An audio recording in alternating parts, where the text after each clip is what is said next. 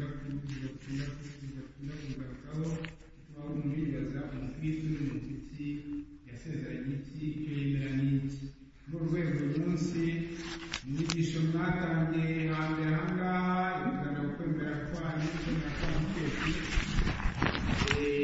uyu munsi ngira ngo tuganire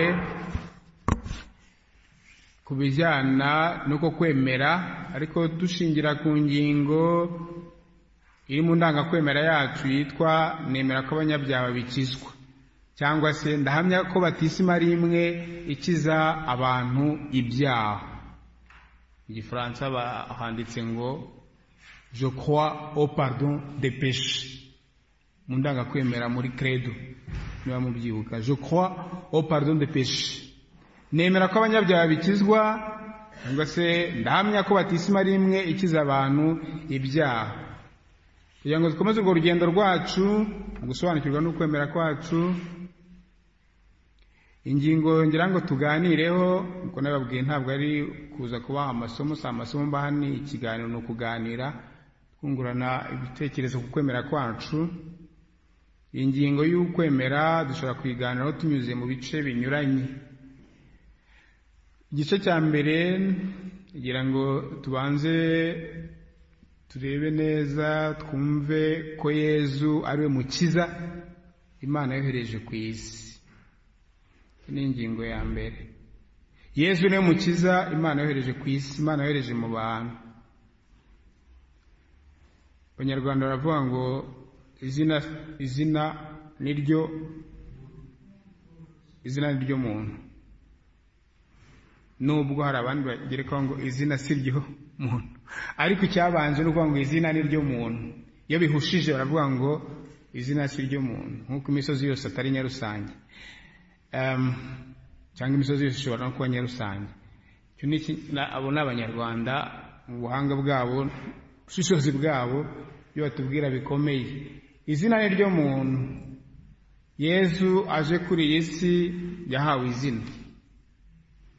Izina yahawe nta rindi ni iryo ngiryo, ni Yezu. Mwibuke Yosefu amaze gufata icyemezo, Yosefu twahimbaje ejo bundi ku itariki ya 19 z'ukwa gatatu, amaze gufata icyemezo cyo gusezerera Mariya rwihishwa atamusebeje, ariko nanone avuga ati ntawamenya sinzi ibya Mariya.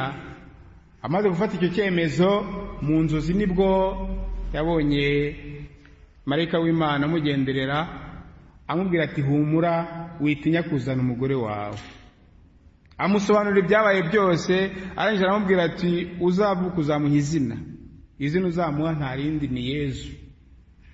Yezu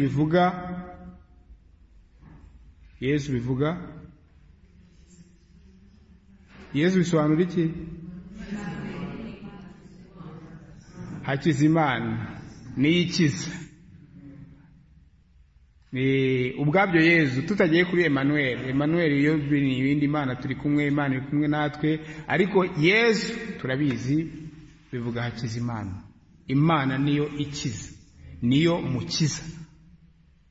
Iryo zina rero ryahawe uwo nguwo kugira ngo bigaragaze ubutumwa Imana yari imufiteho nk'umwana wayo uje muri iyi si. Ahantu ikintu umuntu yakwibaza gikomeye, mujya mukunda kukizirikanaho, n'ikibazo gikunda kugora abahanga mu bya teolojiya, ni ukuvuga ngo ubundi yaraje kudukiza iki? Sinshaka kubajyana mu byo gutekereza cyane, ariko iki gikomeye cyane nuko muri wese ashobora kuvuga ati niba Imana yemeje ikoreza umwana wayo nuko hari ikibazo. Uwo mwana akaza yitwa Hakizimana, niyo mukiza, ni Imana niyo ikiza. Uwo mukiro Yezu yarazanye uzagaragara mu butumwa bwe, kandi ubutumwa bukomeye yarazanye nubwo kutumenyesha ko hari udukunda. Iyo ni Imana, ari we se wa Yezu Kristo, akaba na Data wa twese. Yezu ubutumwa bwe nubwo kutumenyesha uwo Data udukunda, nubwo kuduhuza na se, nubwo kutwunga na se. Niba hari ubwo bwiyunge nuko hari ikibazo. Kuva umuntu yareba hirya akitarura Imana, ikiduhuza nayo icyo kiraro cyarasenyutse. Yezu yaje kugira ngo yongere atubere icyo kiraro, dushobore kongera kugira uruhare wo musabano, n'ubwo busabane n'Imana, umushyikirano n'Imana. Ubutumwa bukomeye Yezu atuzaniye ni uko tubwira ngo turakunzwe uko turi kose, nubwo kuduhuza na se no kutwunga na se. Cya kiraro kikaba kirubatswe. Muri buka Yohani Batista atangira ubutumwa bwe, akabona Yezu uko ivanjiri ya Yohani umutwe wa mbere 29 bivuga. Iyo yerekana Yezu aravuga ati, dore ntama w'Imana, dore ugiye gukuraho icyaha cy'isi. Ayo magambo munsi ko tuyasubiramo mbere yo guhazwa.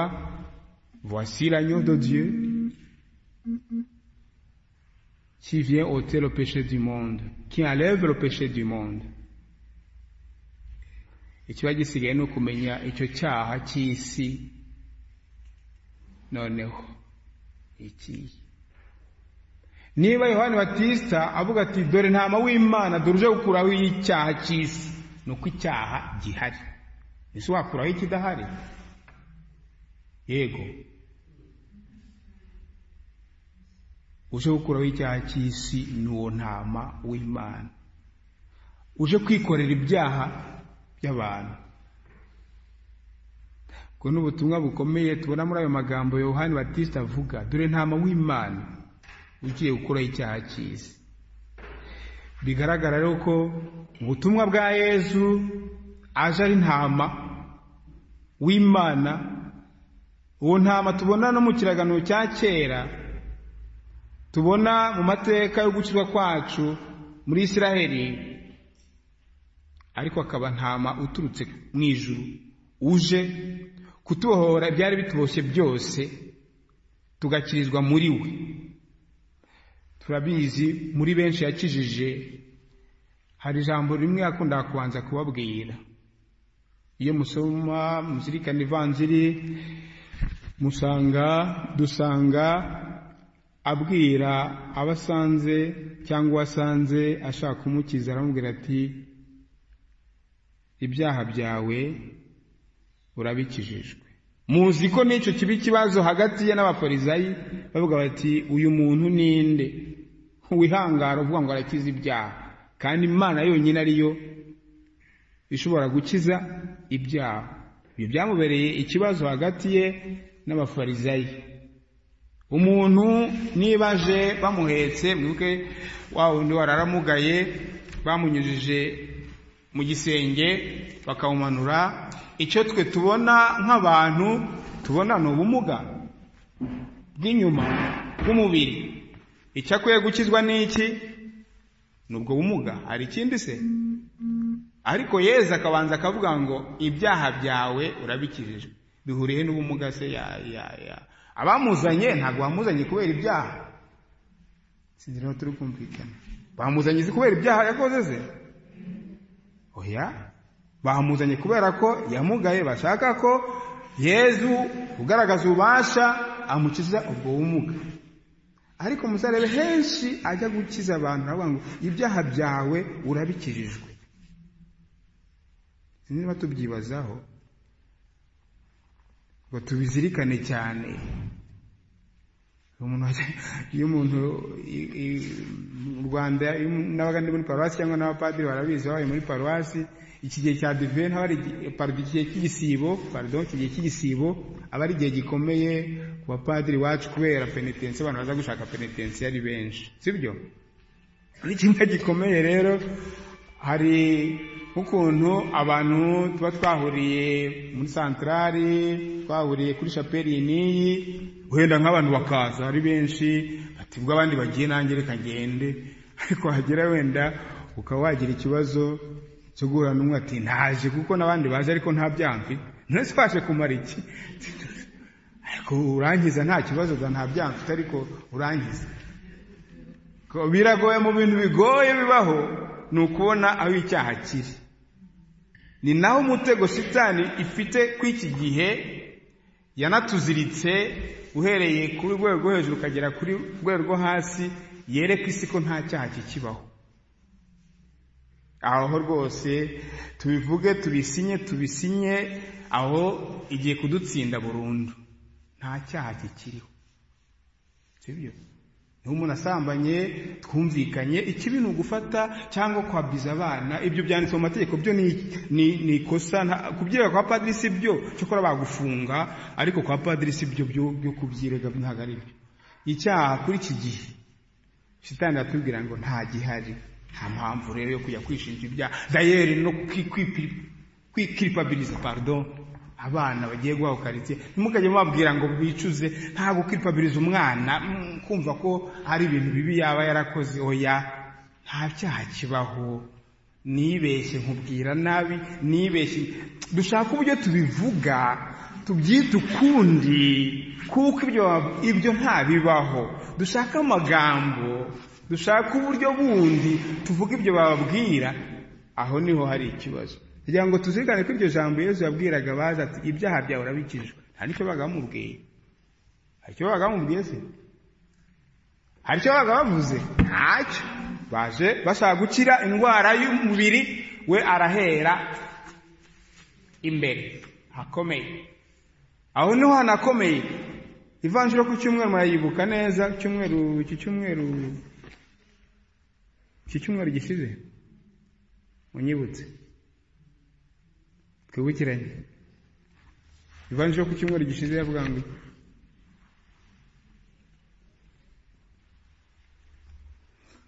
twibukiranye babigishije ngo iki ku cyumweru yabaye twibukiranye ivanjiro ku cyumweru avuga ngo iki twibukiranye tugire ngo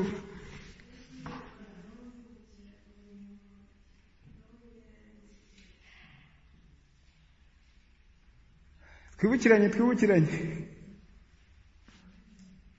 hasi nimurebe nawe mwabyanditse cyangwa se nimurebe no muri Bibiliya ngaho nimukopera abanyeshuri hari igihe mwarimu abemera kubakopera ngaho nimuvumbure Bibiliya zanyu yego ivanjiri avuga ngo iki muri makeya yo ku cyumweru gishize Yesu amuzaniye baje kumumenyesha abantu bari bishwe maze amaso yabo nimudahinduka muzapfa kimwe nabo mukeka ko bariya barushaga abandi babasha kuba abanyabyaha nimudahinduka kuki akomeza kuvuga ngo nimudahinduka hano aradushinja ibyaha tudafite no ibyaha birahari kandi kugira icyaha sicyo kibazo sibyo sicyo kibazo kuko turakunze kuko turi kose Imana yadukunze Yesu yaraje ariko nitwemere uko turi asigaye atugira uko ashaka icyo nicyo twanga turihagije nta kiba kibaho nta kindi cyane iyo tuyibwiwe na Bibiliya cyangwa se tuyibwiwe n'itorero cyangwa tuyibwiwe na Kiliziya ibyo umwaka kuri iki gihe ariko ndagira ngo iyo tuzirikana ngo nemera ko abanyabyaha bikizwa muri randanga kwemera yacu mpamya ko batisima rimwe ikiza abantu ibyaha je crois au pardon des péchés ntabwo tuba tuvuga mu cyuka turavuga ibiriho icyaha kirahari niba Yesu yaravugaga ati ibyaha byawe urabikijijwe nuko yemera kandi arazi icyo avuga kabone niyo wowe waba ntacyo waruzi ariyo mpamvu muri igitambo cya misa iyo dutangiye buri gihe vuga ngo je reconnais nemereye imbere y'Imana naho waba nashatse umuntu mu Kiliziya wagera akavuga ngo ngiye ntabyo ndavuga kuko je reconnais quoi wenda terekana tubivuga machinalement niko bigenda se nemereye imbere y'Imana ishobora byose twe turabivuga cyangwa ntitubivuga none se twemereye imbere y'Imana ishobora byose iki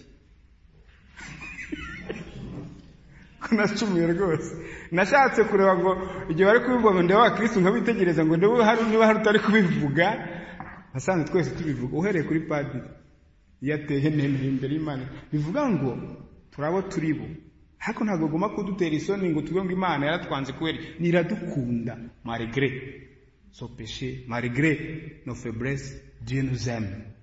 Ariyo mpamvu Yesu mu butumwa bwe aratubwira ati ndaje nje kubakiza, kandi icyo mperaho nicyo cyasha, icyo mperaho nicyo cyaha, ibindi bizaza nyuma. Ariyo mpamvu ivanjiri ku cyumweru gishize ni ivanjiri ikomeye cyane, nje kuzirikana ukwemera no kuzirikana umukiro, kuko baje bamubwira bati Pilato yisha abantu, ngo bati urabivuga iki? Wenda hari abantu bapfuye ku isi bibaho, umutegetsi runaka w'unyagitugu yisha abantu, ese Yesu nk'umuhanuzi abivuga wiki? Ntabwo yigeze yivanga mu ibyo ngibyo. Ni nk'aho ati ayo ni amateka y'abantu, ariko icyo mugomba kuzirikana nuko byagombye kubabera inyigisho. Ese mukeka ko ari bo bari abapfuye, ari n'abaguriwe n'umunara wa Silowe, mwabarusha niho bavuga ati mubarusha ubutungane, ariko mukeka nimudahinduka muzapfa kimwe nabo. Kuri Yesu ikibazo si ugupfa, ikibazo ni ugupfa nabi. Kuko kuri Yesu uwageze aho yumva aramutse apfiriye muri we, icyo kirahagije uko ubuzima aba yabubonye. Ikibazo ni ugupfa uri kure y'Imana, ikibazo ni ugupfa uri mu cyaha, ikibazo ni ugupfa udashaka guhinduka. Twemera ko ibyaha bikizwa, kandi ubikiza hari uwo ngo nta wundi ni Yesu utubwira ati ibyaha byawe urabikijijwe. Nta kindi iryo jambo riraduhumuriza. Icyo nzi cyo nuko nkunzwe uko ndi kose, igihe nemeye kuba uwo ndiwe kugira ngo Yesu angire uko ashaka. Ni kenshi kandi tubona Yesu mu ivanjiri agenderera abantu twe tuvuga ko tutadukwiriye kugenderera. Ni gute agenderana n'abanyabyaha? Abo bapublikani birirwa biba imisoro, abo bagore babandi bo mu madara ba Bruxelles Nord n'ahandi, abo kucya agendana na bariya, kucya bagenderera cyabaye ikibazo hagati ye n'abafarisayo, kuko hari abumva ko batagomba kwandura. Musiko un pharisien ni umuntu uri muri icyo gice cy'abantu bumva ko bagomba kwitaza icyabanduza cyose. Ce sont les séparés, les purs, abumva ko nta mucafu, nta icyo cyose cyitwa umwanda utanyanyuza, nta kugendana n'abapagani, nta kuvugana nabo, ahubwo twibande ku mategeko ya Nyagasani yose, kandi akantu kose tukanonosore. Ku munsi w'isabato kirazira gukora iki? Ku munsi meze kirazira za kirazira tuzikurikize. Yesu ntabwo ari cyo yatuzaniye. Avuga ati icyo nshaka ni si ibitambo, icyo nshaka ni impuhwe. Izo mpuhwe rero nizo dukirizwamo n'uwo mwanda wose. Yesu agendana nabo ngabo kuko abyivugira ati ntabwo naje kubera intungane, ahubwo naje kubera abarwayi, naje kubera twebwe abanyabyaha, yaje kubera twebwe abanyabyaha. Yesu asangira kenshi n'abanyabyaha. Iyo musomye ivanjiri Luka murabibona, imigani acana myinshi. Hari uwo turaza kumva cyangwa tuzumva ejo, umwana w'ikirara cyangwa umubyeyi w'impuhwe, hari cya giceri cyazimiye, umugore ukubura, iki byose ashaka kwerekana ko wa wundi uhinduka, iyo ahindutse mu ijuru ibitaramo biraba kurusha abandi 99 bumva ko ntacyo bafite cyo gukora cyo kwisubiraho. Iyo hari uwahindutse ngo impundu ziravuga mu ijuru kurusha uko abamarayika bariyo. Tubwirwa n'ivanjiri, twibuka ko turi mu gisibo. Igisibo ni igihe gikomeye kitwibutsa urwo rukundo rw'Imana muri Yesu Kristo dukiza ibyaha byacu. Yesu Kristo wapfuye akazuka. Muri iki gihe dukunda kuririmba ya ndirimbo ivuga ngo ni ibyaha byacu yazize, ni twe twese yapfiriye, ngo abone kudukiza. Siko turirimba? Iriya ndirimbo nayo ari amagambo arakomeye. Sinzi impamvu nayo ndirimba nkunda uturirimbo twa kera, ubwo ntangiye gusaza, ariko ntabwo ari uko nanga indirimbo za vuba ahangaha za ariko ziriya ndirimbo zimwe amagambo akomeye y'ukwemera ni ibyaha byanjye yazize. Inka yavuze ati ndagiye. Nigeze kubabwira nti iyo ndeba filime ya Yesu w'i Nazareti cyangwa The Passion, iriya ndirimbo y'ububabare bwa Yesu, hari sene itajya imva mu mutwe. Iyo sene itajya imva mu mutwe niyo barekura Barabasi bafata Yesu. Iyo sene ngewe ngereranya ko Yesu afatwa, ngewe Barabasi bakandekura. Ukuntu Barabasi bari kumwisekera, muzayirebe abatarayirebye cyangwa muzongere muyisubiremo, ariko ni sene ikomeye cyane, aho umunyabyaha arekurwa, intungane igafungwa. Sibyo se? hari ibyo tutagira icyo duhinduraho, sibyo? Iyo sene ya Barabasi mu gihe cy'igisibo iranyica cyane cyane kwa gatanu mutagatifu. Ntabwo ngiye mvuga ngo ngiye kugira ncuru iyo Barabasi ni ngewe, sibyo? Yesu avuga ati murekure Barabasi, sibyo? Rero agiye mu mwanya Barabasi. Kibazo nuko Barabasi amwisekera none, kandi ibyo dukora ntungane buri gihe nikomeze. Ariko icyo nshaka kuvuga cyane, ibyo ni ibyaha byacu yari yikoreye. Turabiririmba mu gisibo tukabizirikana kugira ngo twongere twumve urwo rukundo Imana dukunda muri Yesu. Ni ibyaha byacu yazize. Ni igihe avuze ati ni koko ntawagira urukundo ruruta rw'umuntu uhara amagara ye kubera inshuti ze. Yohana 15:13. Ntawagira urukundo ruruta rw'umuntu uhara amagara ye kubera inshuti ye. Paul warahajya wati birumvikana ushobora gupfira intungane, ariko ni gute wapfira umunyabyaha? Ni gute wapfira umugomo? C'est logique, non? Murabyumva mwebwe? Wenda bavuze bati umuntu rwose ararengana mwitangire, byakumvikana. Uzi gupfira umuntu utarengana?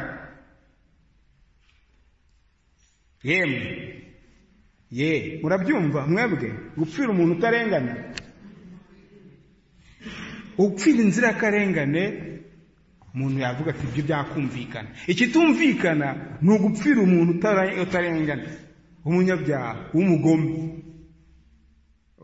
Aho ngaho harakomeye. Ntawagira urukundo ruruta rw'umuntu uhara amagara ye kubera inshuti ze. Ariko izo nshuti za Yesu ntitwebwe abanyabyaha, nubwo turi abanyabyaha ariko tugize inshuti ze.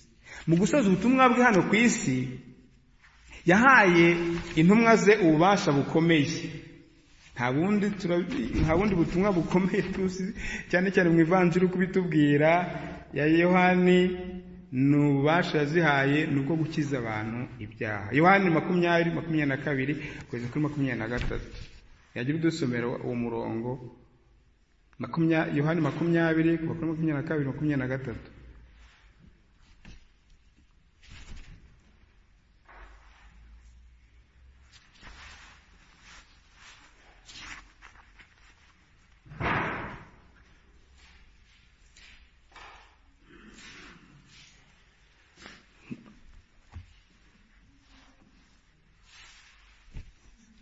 Yohana 20:22 kugeza kuri 23.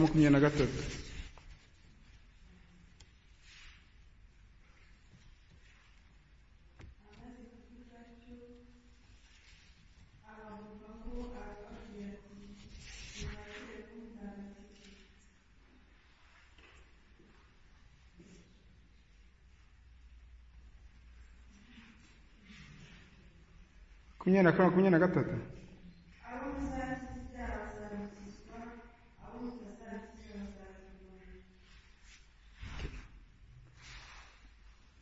Twahereye ku izina ryo muntu, sibyo?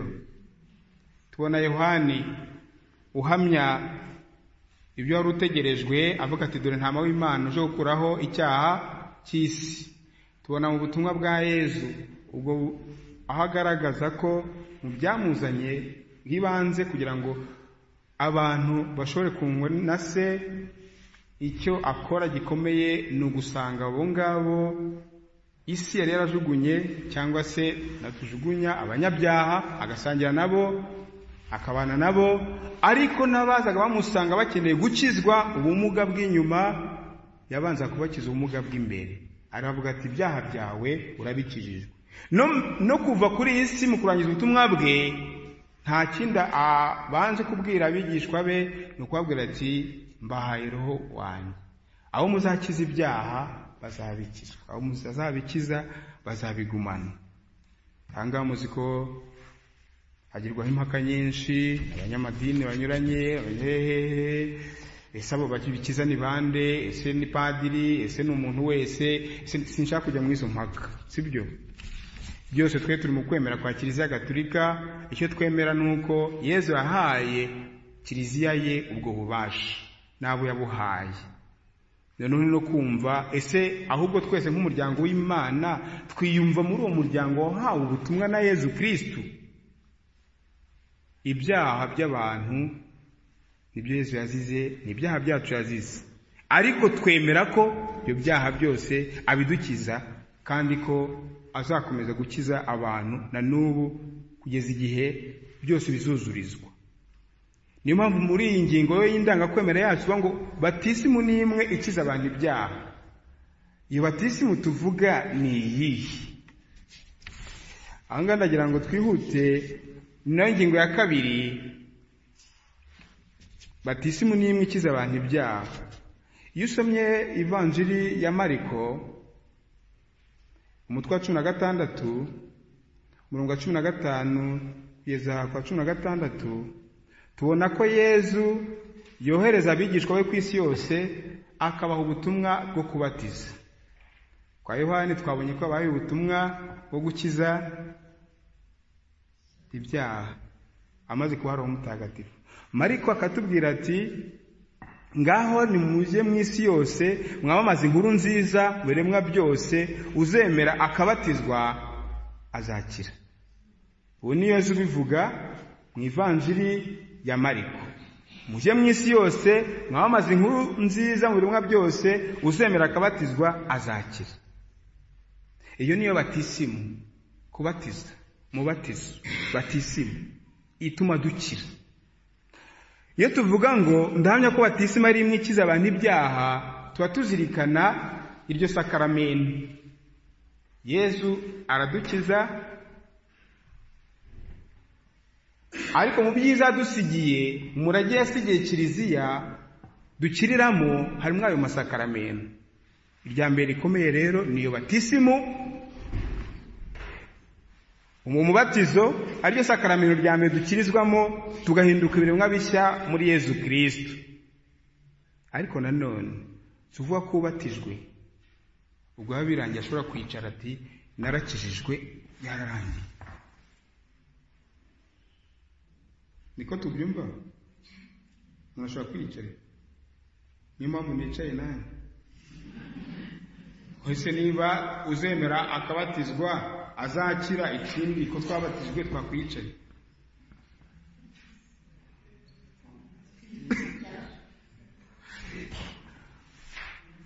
Ahangaha naho uko ibihe byagiye bisimburana, amateka ya Kiliziya twereka ko abantu bagiye bazirikana ese umuntu amaze kubatizwa biba birangiye, cyangwa se niho urugamba ruba rutangiye, cyangwa se umuntu yagerageza akazabatizwa ari hafi gupfa kugira ngo byose ibyo yakoze byose birangire, noneho ahite yinjira ahandi nta mucafu nta mwanda afite. Ndagira ngo mu mateka ya Kiliziya byagiye bibaho ko abantu kubatiza, ndavuga penitensiya itari isakano rya penitensiya ritarahabwa agaciro gakomeye, cyangwa se ngo ryumvikane neza nk'uko ryumvikana iki gihe cyangwa se no mu myaka ishize gato. Batisimu bakunda guhabwa abantu bageze mu marembere y'ubuzima bwabo.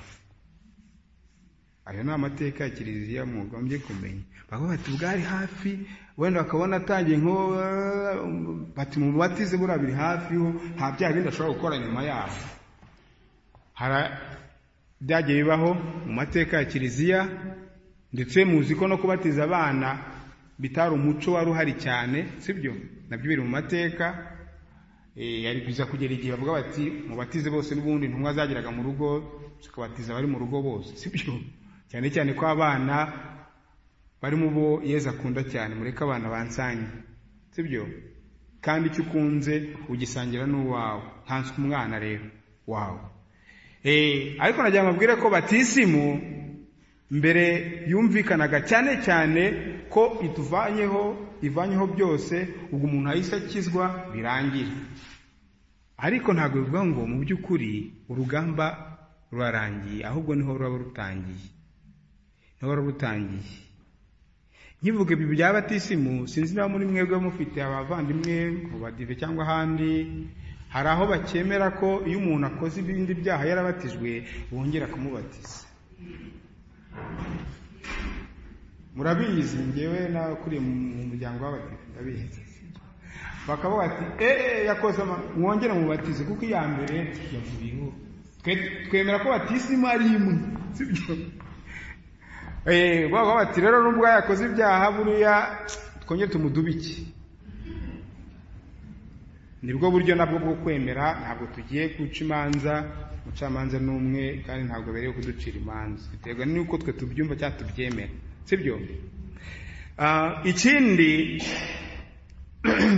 tugomba guhora tuzirikana mu kwemera kwacu kuri batisimu ikiza ibyaha, kwemera ko abanyabyaha bikizwa muri yaje kwa au pardon de péché, nuko iyo umuntu amaze kubatizwa abatangiye urugamba rw'ubuzima. Noneho ntabwo bivuga rero ko atakongera kugwa mu cyaha, sibyo?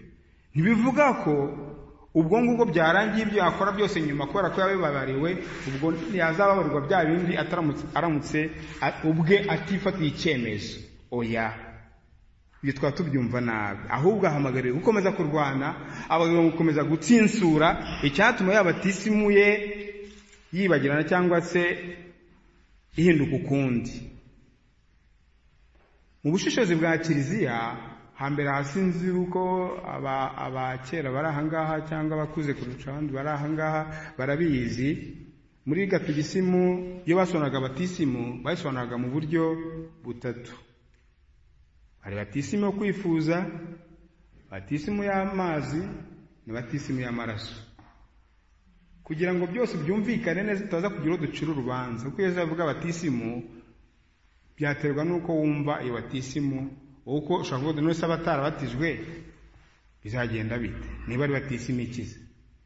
Ahangaha Kiliziya mu bushobozi bwayo avuga ati twe ntabwo tubereho gucirana urubanza kuko byose bibera mu mutima w'umuntu. Ari naho havuye gutekereza rero ubwo buryo butatu bwo kuvuga batisimu yo kwifuza, iy'amazi n'iy'amaraso. Iyo kwifuza ni y'abantu bose bafite umutima utunganiye Imana, akabona aho baba batazi Imana cyangwa se batarabatizwa, batarabwirwa inkuru nziza. Abo ngabo by'umwihariko bakaba mu bigishwa, sibyo? Ariko umuntu yavuga ko ni babandi bose twita ngo babandi b'umutima utaryarya, abari mu bitotsi mu bivemo. Batisimu yo kwifuza, hakaza iy'amazi, niyo benshi muri twebwe twahawe, sibyo? Twabatijwe mu butatu butagatifu kubw'amazi na Roho Mutagatifu. Hakaza iy'amaraso. Byagaragaye ko hari abantu bagiye bahorwa Imana batarabatizwa, sibyo? Ashobora kuba ari umwigishwa cyangwa se akaba yafatwa ari gutoteza abakristu, agasanga ibyo bavuga byemera akabyakira, bakamwica atarabatizwa. Batisimu y'amaraso, sibyo? Ubwo rero batisimu wenda hari n'izindi tutazi, Nyagasani wenyine niwe uzi icyo batisimu umutima wawe uko wabyumva cyangwa se uko yabisobanura. Nge numva tudakwiye gutinda aho ngaho. Icy'ingenzi tugomba kumenya ni uko muri batisimu ni hahandi buri wese amanukana na Yesu Kristu, akamanuka kandi akazamukana nawe, agapfana nawe kandi akazukana nawe. Niba Yesu yarapfuye turabyemera, akamanuka ikuzimu, yaragiye gushaka iki? Akamanuka ikuzimu akazamuka. Abo bose twere kwiga dutangara. Hari abajyaga bavuga ngo bise basogokuru bafite abagore 12. Ibyo ntabwo ari cyo kibazo. Wagira 20 wagira bangahe, hari hariya mu mutima wawe n'Imana uburyo hakorana, sibyo? Abo bose baracunguwe na Yezu bitewe nuko bakiriye umutima nama wabo ibyo bemeraga uko bumvaga, sibyo? Hari naho twe tuvuga tuti nose twebwe ubungu twaturgorwa n'iki wakwiberaho nk'abasogokuru. Nanone waba ugiye gusubira inyuma. Igikomeye kirahari nuko turabyemera, uko duhabwa byinshi niko n'inkoni zaba nyinshi. Abataragize icyo bamenya bazabazwa ibyo batazi se. Ariko we wabwiwukanga kumva bazabati amatwi yawe yarimo iki igihe bavugaga? Amatwi yawe yarimo iki? Batisimu wagiye kubatiza ushaka iki? Ubu hari ibyo twita ngo iby'imihango bisanzwe bajyaga babidutukira ngo nibyo mu Rwanda n'ibyo, ariko ni sinatinya kubivuga. Benshi tubatirisha duhabwa amasama kubera iminsi mikuru. Aho singiye guca urubanza rusesuye, ariko niko nanjye nabyishyiramo, sibyo? Ariko uwavuga ati nukubera ko ari batisimu, nukubera ko ari sakaramento, ndatekereza ko tutaba abantu simbizi, byatugora. Icyo kora buri wese n'ugomba kumenya impamvu avuga ati ngiye mu misa, impamvu avuga ati ngiye guhabwa penitensiya, ngiye guhabwa isakaramento, ngiye guhesha aya masakaramento nk'uko twabivugaga. Ni ukubera iki? Icyo n'icyo numva ari cyo gikuru. Rero nk'uko nabivugaga, iyo umaze kubatizwa urugamba ruba rutangiye rukomeye. Ariko mu buhanga bwa Kiliziya, mu bushishozi bwayo, ikomeza kutwereka ko ibyiza Imana duhaye ari byinshi, aho kugira ngo umuntu yongere abatizwe kuko yaguye mu bicumuro. Hari sakaramento rya penitensiya. Penitensiya ni sakaramento rikiza ibyaha dukora nyuma y'uko twabatijwe. Ndetse mu bahanga ba Kiliziya ba kera bayitaga indi batisimu nabo. Urabyumva?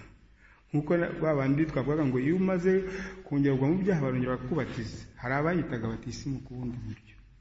Kubera ko nukongera kuvuka, nukongera kumanuka muri ya mazi, nukongera gukarabywa kugira ngo usukurwe.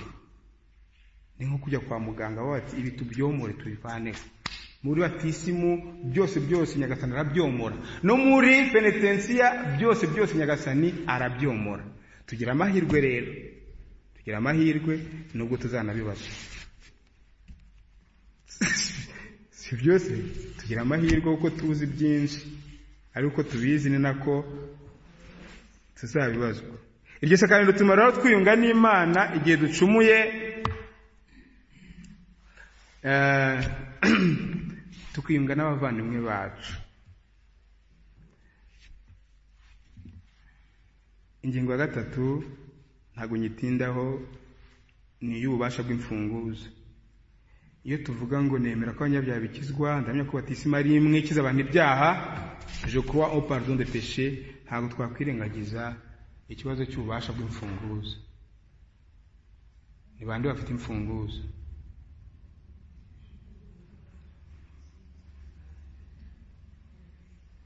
Ni bande bafite imfunguzo? Ni bande bafite imfunguzo? Petero? Twese? Funguzo. Agiye dusomera kwa Luka 24:47 yihuse. Luka 24:47.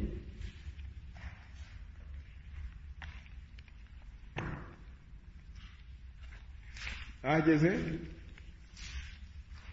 Luka 24:47.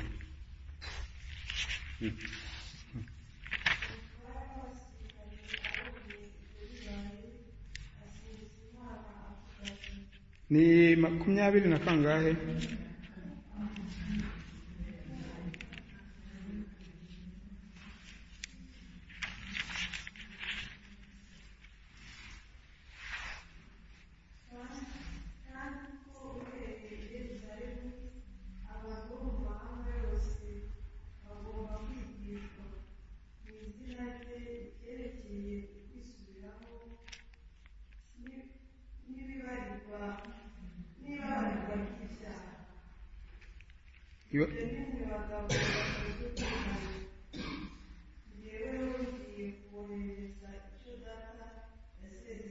iyo barwa ry'ibyaha mwe bagabo mugomba kubihamya yabwiraga abandi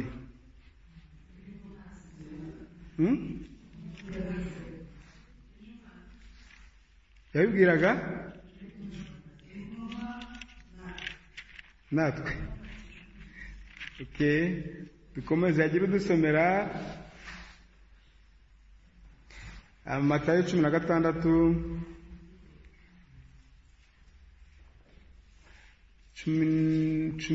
18 kugeza kuri 19.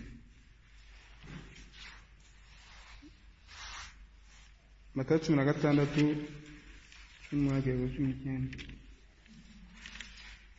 pardon 19 wahageze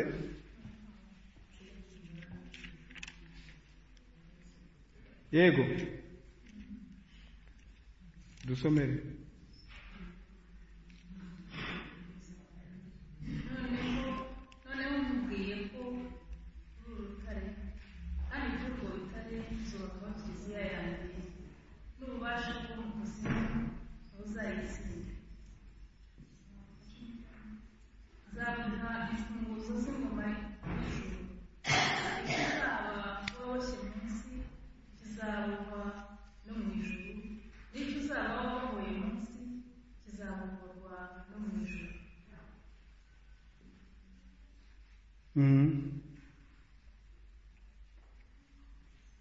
cumi n'umunani komeza kuri 18 Matayo 18 Matayo umutwe 18 uhereye kuri 15.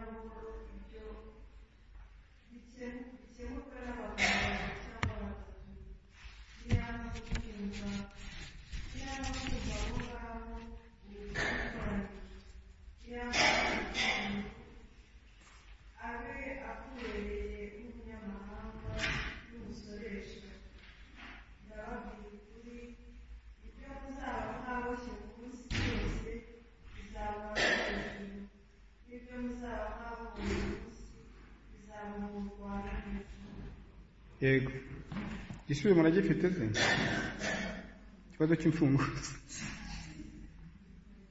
ndagira ngo twere kubitindaho cyane kuko byaba birebire kuri ingingo yuko twemera ko abanyabyaha bikizwa twemera ko batisima ari mwikiza abantu ibyaha je crois au pardon de péché twemera ko muri kiliziya hari abari ku isonga badukuriye sibyo abo bafite imfunguzo ariko twemera ko kiliziya nk'umuryango w'Imana wose nawe ufite imfunguzo zo mfunguzo bafite ni nizacu ariyo mpamvu ntabwo mbabwiye ngo nukora icyaha uzajya kwicuza kwa mugenzi waho ngaho ku ruhande nk'uko wenda hamwe babivuga ariko muri bwa buryo kugira ngo ibyaha bikire mwumvise icyo Yesu abwira abigishwa be mu guhanana kivandimwe kuko ukomeje ukamanuka hariya kuri 18 ukagera kuri 21 niho Petero avuga ngo umuvandimwe wanjye nancumuraho nzamubabariye kugeza kuri kangahe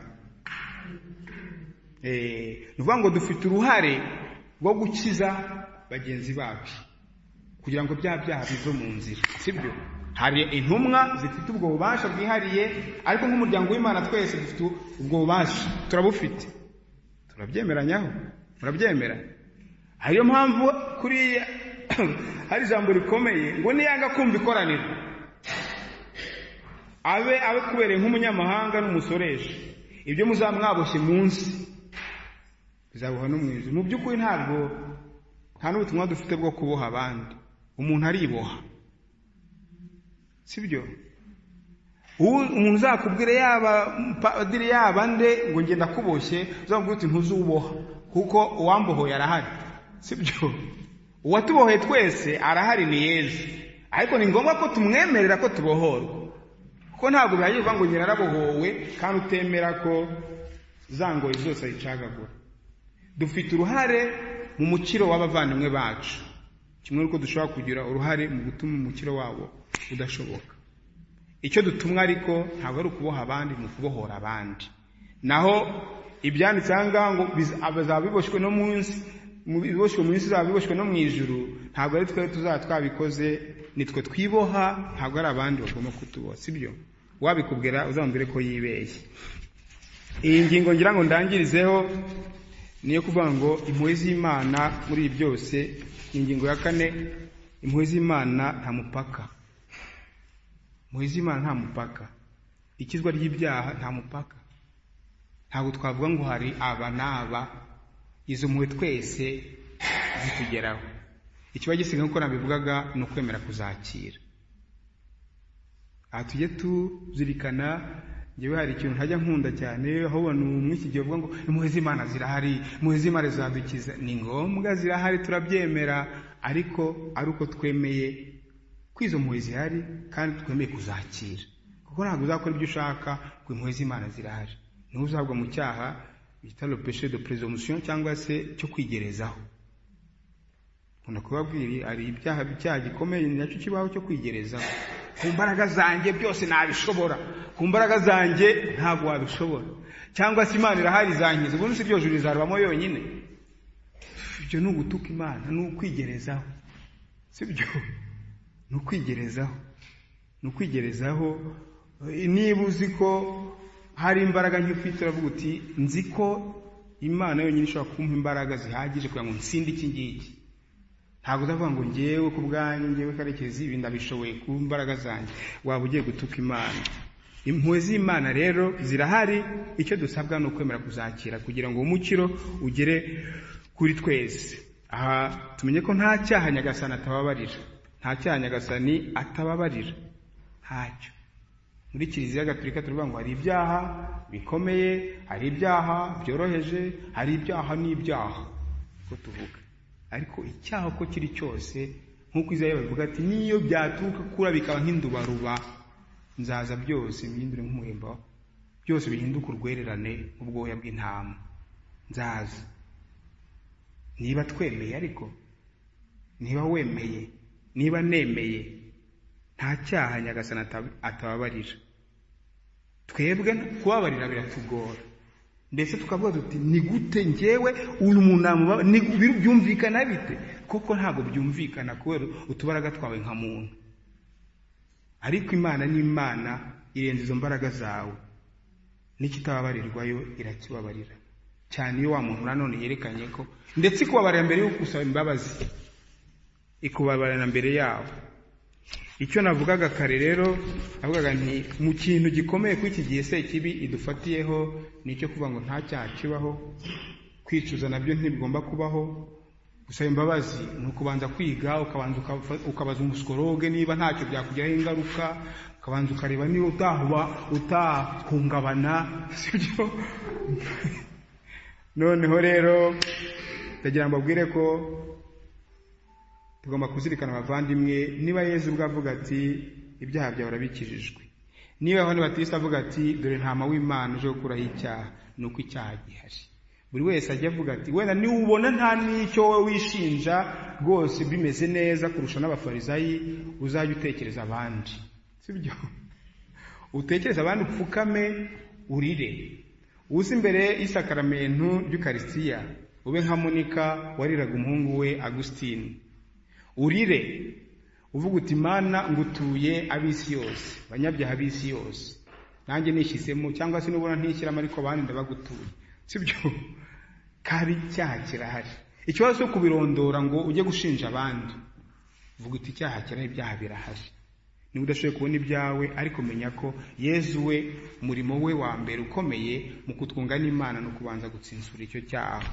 Bizarangira ryari? Ibyo si bikureba, ibyo bireba uzabirangiza. Bizarangira bite? Urwo rugamba si urwawe. Icyo usabwa ni ukwemera ko Umukiza ahari, ni ukwemera ko nta cyaha kitababarirwa, ni ukwemera ko impuhwe z'Imana zitagira umupaka. Urugamba rukomeye rero kugira ngo ibyo byaha dushobore kubirwanya tujye tubitsinda, cya mbere ni ugutsinda ibishuko, kuko niho bitangira. turavuga ngo ntudutererane mu bitwoshye. Ibitwoshya birahari, ibishuko birahari. Niba muri kigihe cy'igisibo ivanjiri itangira, iyo igisibo itujyana iduhamagara kujyana na Yesu mu butayu, ni ukutwereka ko ibishuko bihari. Nubwo twabatijwe, icyaha kiracyadukurikirana, ingaruka zacyo ziracyadukurikirana, ariko ntabwo icyo gifite ijambo rya nyuma. Tugomba gucika intege ngo duhamuke, cyangwa ngo ya culpabilisation tuvuga uti none se nagira nte. Oya, kubitsinda birashoboka. Yesu niba yarashutswe inshuro 3, bifite icyo bisobanura.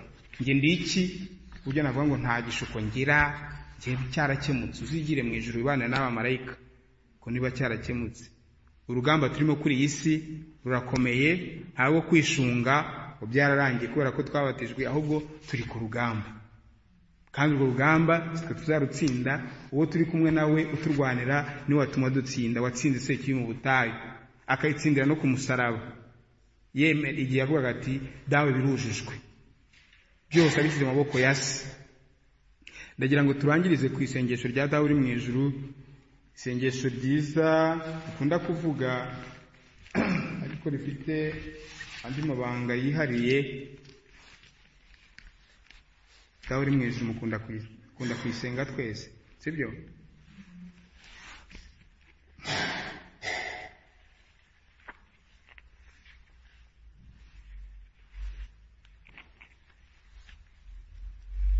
tuyivugire hamwe. Dawe uri mu ijuru,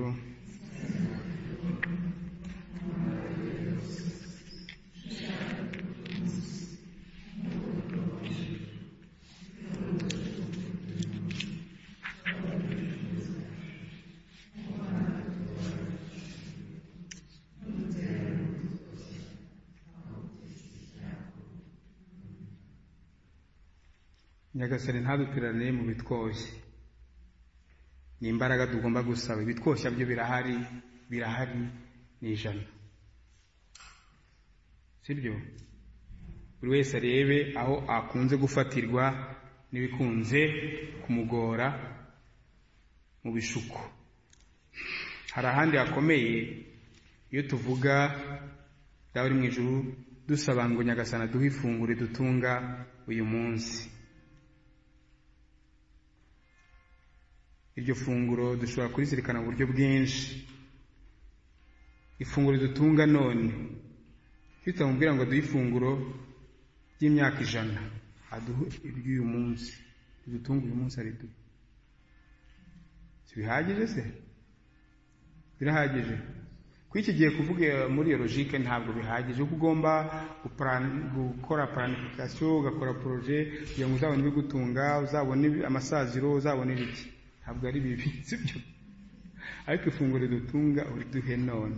Ayo magambo tubyazirikanye nayo yatwigisha kumva uburyo Yesu aturinda kugwa mu bishuko by'ibyaha by'isi y'iki gihe cyane cyane. Ari ibyaha bivugwa ahangaha n'ibyo ndangirizaho, ibyaha 5 bimenyerewe gukorwa bitewe cyane no kwifuza birenze urugero by'isi. Ahangaha ngira ngo twese iki gishuko dukunze kukigwamo. Icya mbere ni cyo kwifuza ibintu birenze imibereho yacu. Ese imibereho yacu, icyaha cyo kwifuza birenze imibereho yacu. Ugasanga umuntu adahaga, adashimishwa nuko ameze, uhora n'iryari uzicara uguti Mana shimwa, Mana warakoze, uko ndi kose ndagushimiye. Byafunguro dutunga rya none. Bayo tuvuga ngo nta byaha bihari, hari igihe uvuga uti shitani we yasetse cyane. Hano turimo ngo shitani kubitaga twenge, shitani huri kubitaga twenge, bigite narabahamije. Nibyo twiberamo gusa ngo nta byaha bihari. Kwifuza ibirenze ni kimwe. Usanga umusoda wakwifuza kwambara nka koroneli, soruda ari kwambara nka koroneli, cyangwa se umudiyakoni ushaka kwambara nka musenyeri. Umudiyakoni bari mu misi yambara nk'umudiyakoni, ntabwo yakwambara nka musenyeri. Mukande dutura igitambo, ntabwo ndajya kuzana mitire ngo nshyire ku mutwe ngo niho no. Ibyo ngibyo ntabwo. Uko ndi padiri birahagije kandi bishimira Imana. kuba ukuri wavuga uti Nyagasani ndagushimira uko ndi, rya funguro rya buri munsi, sibyo rirahagije, sibyo ahangaha no kwitonda uyu mugenzi mubi utuma abantu batita ku bintu bya roho kuko bihambira n'imbaraga zabo zose ku kwifuza ibintu byo ku isi. Nyagasani yatwigishije kwirinda iki cyaha, atwigisha gusaba gusa umugati w'uyu munsi, umugati wa none, ni ukuvuga ibintu bya ngombwa kuri buri wese muri ubu buzima bijyanye by'umwihariko. Ibyo byiza bya ngombwa birumvikana. Icya kabiri ni icyaha cyo kubona ibintu binyuze mu karengane no mu bujura. Ibyo nabyo bibaho, rero gutindaho. Ikindi ni icyo kwifuza kwigwizaho ibintu. Nkabona hari n'igihe umuntu ajya mu isoko kugira ngo agenda apakira byose, agenda apakira, wagera mu rugo ugasanga wabuze n'aho ubishyira, wajya aho ubika imyenda ukabura ibise ndawushyira nuko aparika aho ngaho. Ifunguro rya buri munsi sibyo. Gushimishwa n'ibyo ufite ni ingabire ikomeye. Gushaka ibintu si bibi, ariko kwirirwa gushaka no gutunga nk'isiha ntabwo ari ibyo mu kirisitu. Ibi byarakavuye muri buri muntu. Byasengesho ry'umunyabuhanga uvuga ngo Mana icyo nkwisabiye ni kimwe, uzandinde ubutindi n'umurengwe, ungenere ikintunga gihagije. Icya kane ni icyo kuryoherwa birenze n'ibintu by'isi. Bijyana na biriya twavugaga byose, bigenda bifatikana byinjiranamo, guhora usonzeye kandi uryohewe n'iby'isi. Ugasanga ibyishimo byawe mu kurya cyangwa se mu kunywa. Kugira peti ntabwo ari bibi, kugira gin ntabwo ari bibi, ariko kumva ko ari byo byishimo byawe buri gihe nabyo bishobora kugutwara, bigatuma wibagirwa ko hari ibindi biryoshye kurusha ibyo ngibyo. Ariyo mpamvu dukunda gusenga tuvuga ngo ibyiza byo kuri iyi si bijye bitwibutsa ibyiza bihoraho, sibyo. Icya nyuma ni icyaha cyo kutamenya gushimira. Urumva ko kicomekeranye na bya bindi byose twavugaga, aho usanga umuntu yiratira mu byo atunze akibagirwa abimuhaye. Yabona ari hano i Burayi akagira ngo niwe wahigejeje, ati njyewe abandi se bo ntibashaka kuhagera. Ujye ubizirikana. Buri wese asubiye mu mateka ye, kuba uri hano nuko umeze ukeka ko ari uko nzi ubwenge kurusha abandi, ngewe Karekezi ukeka ko ari uko uri beauty kurusha abandi, uri simbizi. Kumenya no gushimira ko uti Imana warakoze kandi nzi kuzakomeza kunyereka ubuntu bwawe. Kumenya gushimira byose biduruka kuri wowe Nyagasani. Ntacyo ntunze ntahawe nawe, ntacyo ndicyo kitavuye iwawe. Ibyo bituma utsinde ibyaha bishobora kurira kubwirasi, kwiyemera, kumva ko wowe niba ugiye abakifite uburyo bajya mu Rwanda ugenda wujuje hano uvuga uti wowe ukeneye angahe, wowe ukeneye angahe, oya. Byose mu bwiyoroshye, mu rukundo. Niba wabonye umuntu uvuye i Burayi ntibagire ngo wabonye Nyagasani uvuye mu ijuru, oya. Gusaba Imana ko ubukungu bwacu butugirira akamaro mu bacu. Nta guhangayika. Niba ufite umugati wa buri munsi birahagije. Nibunze imitima bavuga ngo tuzarya iki, tuzanywa iki, nibyo byose abanyamahanga barabihirikanira. Kandi muzigira mwambara neza nk'indabyo zo mu murima. Hari byinshi, ntabwo ngira ngo nice amasaha yanyu. Icyo tuzirikana muri indangakwemera yacu ni uko impuhwe z'Imana zirahari, tuzakire buri munsi. Izo zanadufasha kubaho muri bwa buzima bwa buri munsi, tumenya rya funguro ridutunga buri munsi, rituma dushobora kurwanya bya bishuko bitugusha mu cyaha. Icyaha ntabwo ari cyo kiza mbere, habanza ibishuko. Murashobora kubanza kuzirikana n'iki, ariko bitangirira hahandi mu mitima yacu. Ndagira ngo uyu munsi rero tuwuture Nyagasani, kandi twitura akomeza dukize, akomeza duhaze impuhwe ze, kandi dukomeze tuzirikane isi yose. Ntukajye twiheberaho, ahubwo tujye tuzirikana ko hari abandi bakeneye amasengesho yacu. Genzi ko tubikora, ariko tujye tubikora kenshi. Yesu akuzwe. Ndagira ngo mujye kuzirikana ndatinze, kugira ngo mubone igihe cyo kuhuza hamwe. Murahuriza hamwe cyangwa? Okay. rero ntacyo mbabwira ngo mujye kuganiraho kidasanzwe, mugende muganire ku byo twaganiriye, mubyungurane n'ibitekerezo, ntihagire ikivuka cy'ikibazo aricyo muzana tugisangira, sibyo? Ese twemera ko impuhwe z'Imana zihari? Ese twemera ko icyaha cyose gikira? Ese twemera ko byose ari ukubera urukundo rw'Imana? Ese hari uwo twumva yava muri urwo rukundo?